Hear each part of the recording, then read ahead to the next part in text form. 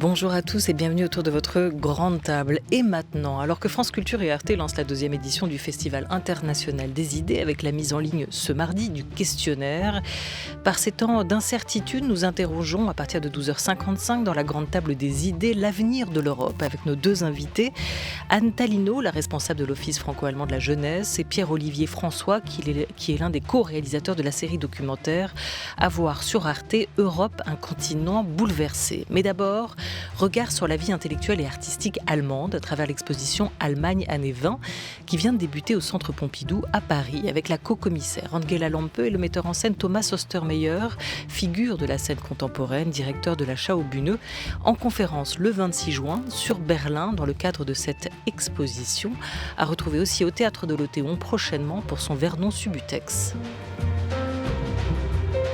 France Culture, la grande table, Olivia Gesbert.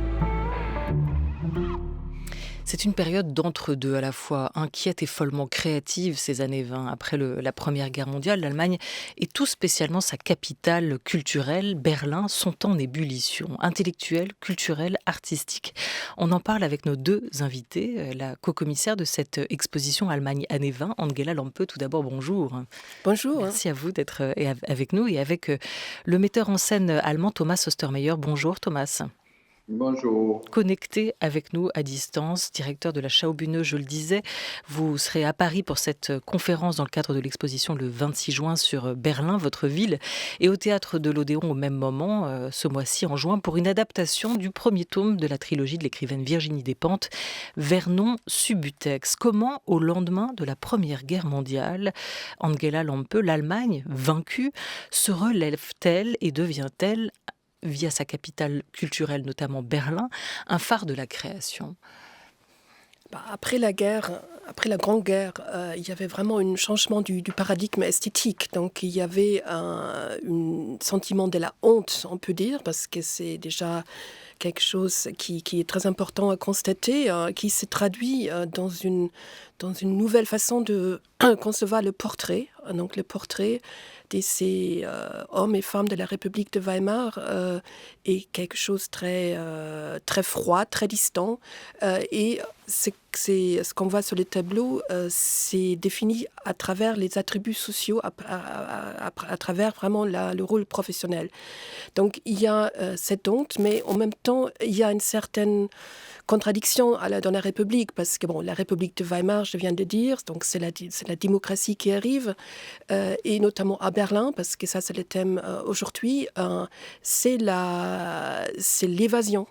C'est vraiment un essai il y a pratiquement une industrie de divertissement qui se met en place à Berlin durant ces années 20, notamment dans la deuxième partie, c'est-à-dire il y avait des très grands complexes comme le Haus Vaterland ou comme d'autres clubs, enfin c'est pas vraiment une club parce que ce sont vraiment plusieurs cafés à thème qui sont constellés, qui sont vraiment qui constituent une sorte de ce que dit Siegfried Kracauer, donc c'est une voix importante des années 20 en Allemagne, sociologue et plus tard théoricien du film, il parlait des casernes de plaisir, donc il y avait vraiment aussi un côté très rationaliste, très militaire presque, parlant des casernes, de concevoir des divertissements, donc qui se dirigeait vers notamment la nouvelle, on ne peut pas vraiment parler d'une couche moyenne, une classe moyenne, c'était plus des employés, donc c'est aussi une catégorie qui a été définie par Krakauer,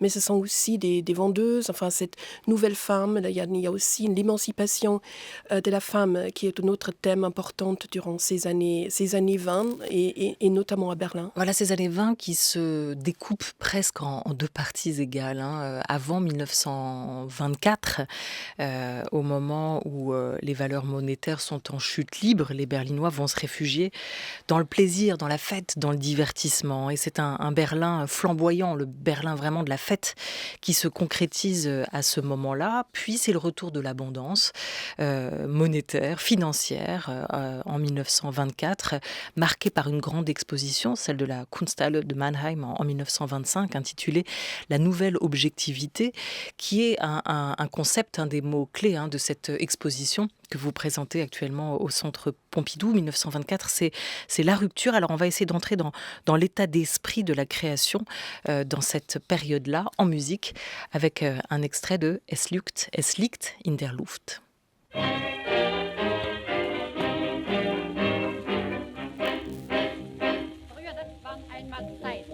Das ist nicht zu bestreiten. Man bestand von früh bis spät nur noch aus Nervosität. Starb ein Vögelchen im Bauer, trug gleich die Familie Trauer. Heute ist eine andere Zeit. Triffst zum Beispiel du Herrn Koch, fragst du ihn voll Sachlichkeit, was sagt Gott im Leben noch? Es liegt in der Luft eine Sachlichkeit, es liegt in der Luft eine Bestachlichkeit, es liegt in der Luft, es liegt in der Luft, in der Luft. Es liegt in der Luft was Idiotisches, es liegt in der Luft was Hypnotisches, es liegt in der Luft, es liegt in der Luft, es geht nicht raus aus der Luft.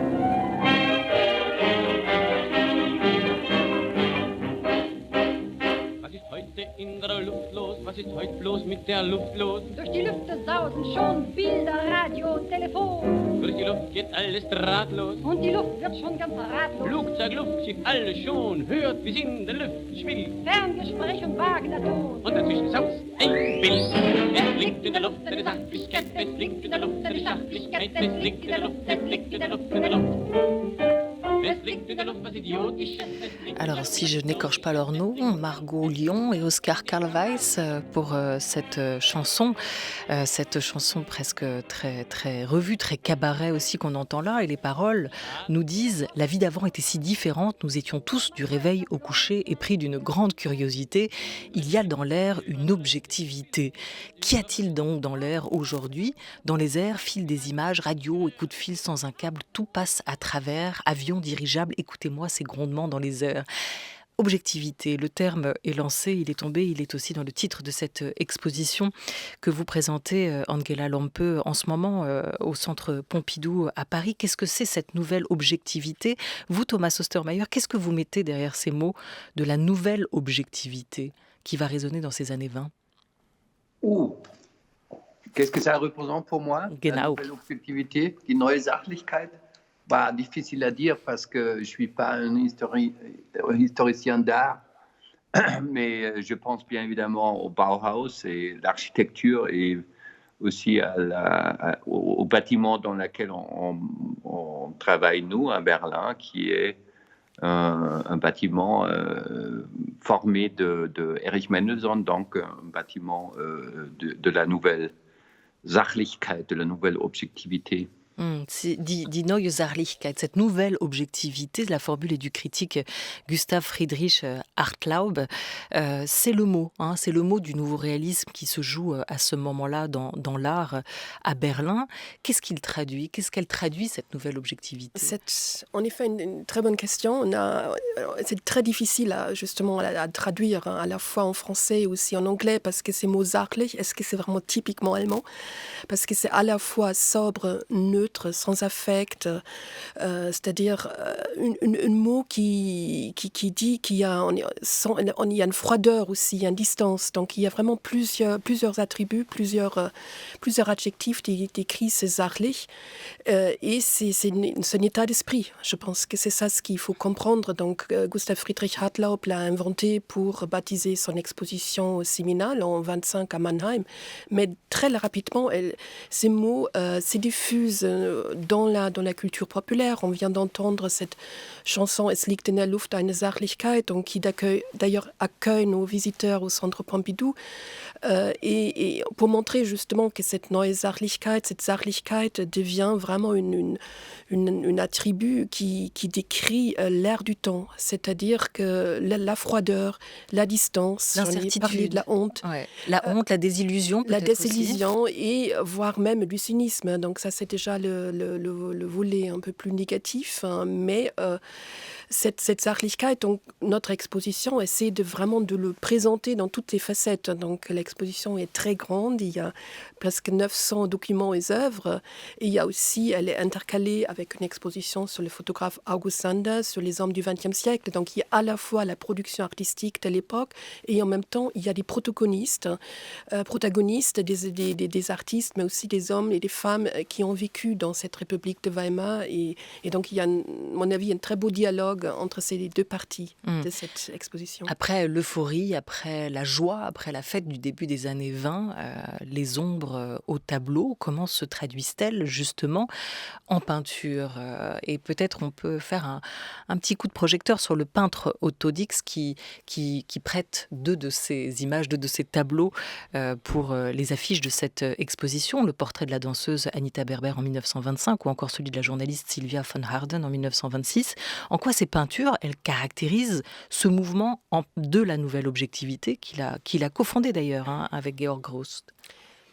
Ces 2 tableaux, en effet, 2 chefs-d'œuvre d'Otto Dix, caractérisent ce mouvement par l'absence de la subjectivité, de la gestualité du peintre. Donc, cette nouvelle objectivité, c'est vraiment un réalisme qui se caractérise par une distance, la distance envers du modèle, et par cette peinture qui est très plate, vraiment sangrant, avec une texture très lisse, et on montre ce qu'il y a en fin de compte. Donc il y a pas tout est vraiment ancré dans le réel, et notamment chez Otto Dix, et c'est là où il devient très intéressant. Il y a aussi ce qu'on appelle le vérisme à l'époque. Il y a aussi une approche un peu caricaturale, ce qu'on voit avec notre Sylvia von Harden. Donc c'est une œuvre qui appartient au Musée national d'art moderne, donc au Centre Pompidou, et on voit cette journaliste berlinoise avec cet air complètement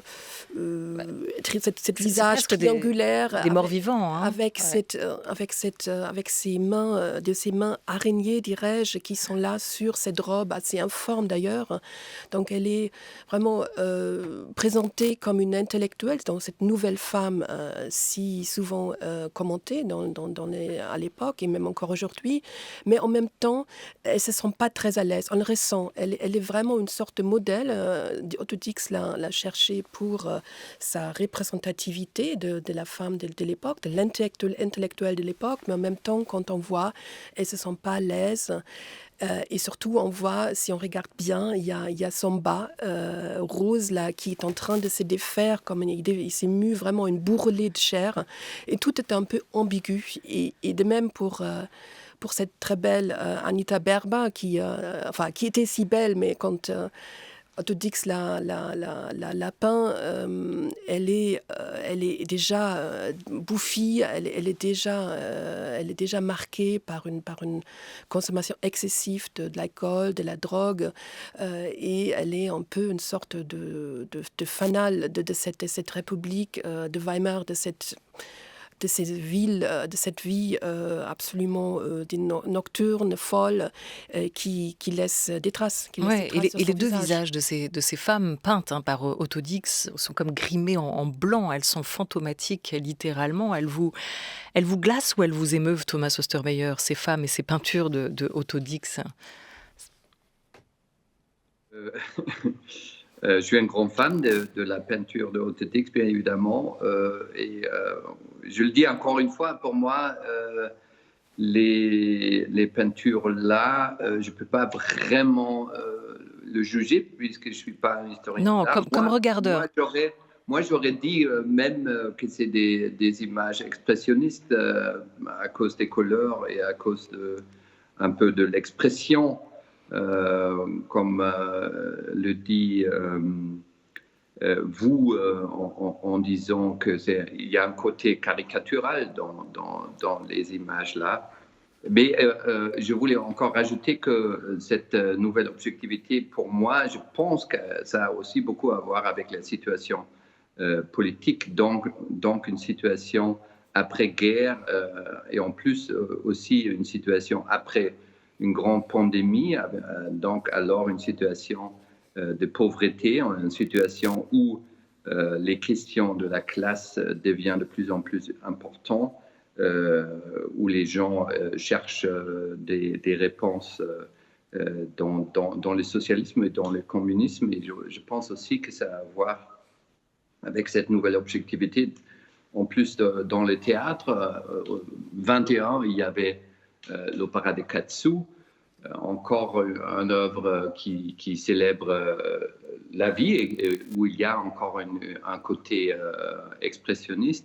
Mais plus tard, les pièces de théâtre de Bertolt Brecht essayent dans les fameuses Lehrstücke, qui étaient des pièces écrites, pas pour les acteurs professionnels, mais pour les travailleurs, les ouvriers, qui ont essayé en jouant ces pièces-là, ils ont essayé de s'entraîner pour la lutte des classes. Et là, on voit aussi un côté très, très sachlich, donc très, très objectif, parce que c'était un outil pour s'entraîner pour la vie politique. Donc, tout à fait une autre disposition théâtrale. Voilà, il y a un autre mot qui s'impose. À ce moment-là, vous avez dit sachlich, cet objectif ou cette objectivité. Il y a aussi le Gebrauch qu'on retrouve dans le théâtre de Bertolt Brecht, cette idée d'utilité des pièces participatives qu'il met en scène. Du côté du spectacle vivant, il y a deux figures qui s'imposent à Berlin dans ces années-là. Effectivement, Thomas Ostermeyer. Il y a aussi Erwin Piscator qui se dit marxiste et qui, avec son théâtre, va mettre en scène, ou en tout cas innover, créer une sorte de laboratoire scénique d'un théâtre politique. Vous vous inscrivez, vous, dans cette tradition-là? Vous vous sentez l'héritier de cette tradition-là, Thomas Ostermeyer? Ouais, c'est drôle parce qu'il y avait toujours une grande compétition entre Brecht et Piscator, qui a inventé le théâtre épique, donc un théâtre engagé, un théâtre qui joue avec l'effet de la distanciation, qui joue avec les décors qui ne sont pas forcément plus des décors naturalistes. Moi, je m'inscris, je ne sais pas si je m'inscris dans la tradition de Brecht. En tous les cas, je suis éduqué dans une école, je suis formé dans une école qui était à Berlin de l'Est, qui elle-même s'inscrit beaucoup dans la tradition brechtienne, qui s'appelle Ernst Busch. Donc Ernst Busch, qui était un acteur, chanteur des années 20, communiste, qui était le protagoniste dans pas mal des spectacles de Bertolt Brecht. Mais c'est vrai que cette époque-là, il y a pas seulement cette côté Neue Sachlichkeit, mais pour moi, il y a aussi, et je pense aussi pour Piscator, que la révolution d'octobre en Russie a beaucoup influencé donc le constructivisme.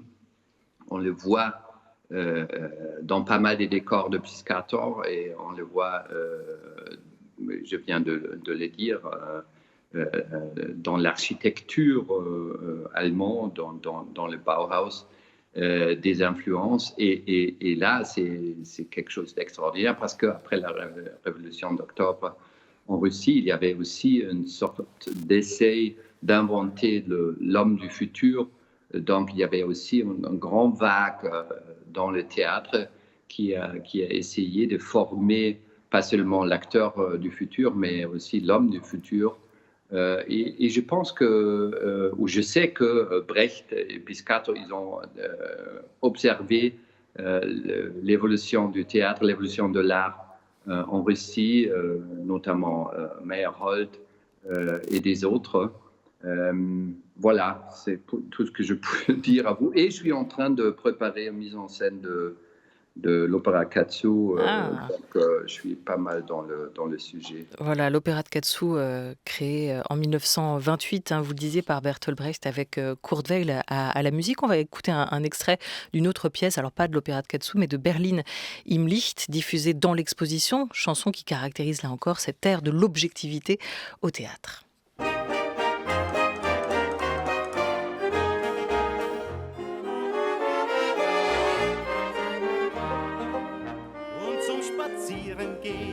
Genügt das Sonnenlicht, doch die Stadt Berlin zu sehen, genügt die Sonne nicht. Das ist kein lauschiges Plätzchen, das ist eine ziemliche Stadt. Damit man da alles gut sehen kann, da braucht man schon einige Watt. Na warte, was ist denn für für die Stadt bin. Komm, mach mal Licht, damit man sehen kann, was da ist. Komm, mach mal Licht und rede nun mal nicht. Komm, mach mal Licht, dann wollen wir doch auch mal sehen, ob das ne Sache ist, Berlin im Licht. Komm, mach mal Licht, damit man sehen kann, was da ist. Komm, mach mal Licht und rede nun mal nicht. Komm, mach mal Licht, dann wollen wir doch auch mal sehen, ob das ne Sache ist, Berlin im Licht.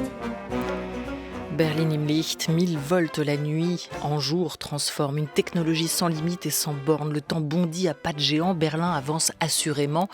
Ma vieille ville à cette allure, tu resteras à jamais jeune et pur, modèle de la nouvelle objectivité, pratique pleine de goût et si insensé.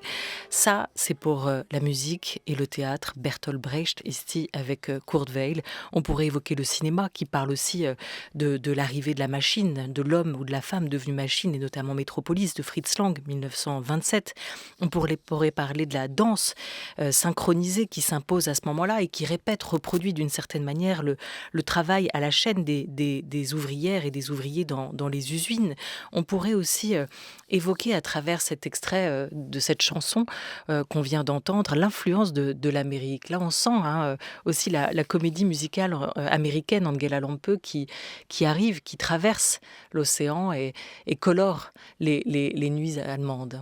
Bah, tout à fait. C'est arrivé avec les capitaux américains, donc avec le Dave's Plan en 24. C'est l'injonction de dollars, voilà, de capitaux américains, absolument, dans l'économie allemande. L'injonction du capitaux américain dans l'économie allemande, donc qui prépare une période de stabilité, stabilité à la fois économique, mais aussi une fascination pour justement l'Amérique. Qui s'est traduit, donc voilà, on vient d'en parler, du jazz, qui va devenir vraiment un style qui sera donc vraiment devient très populaire.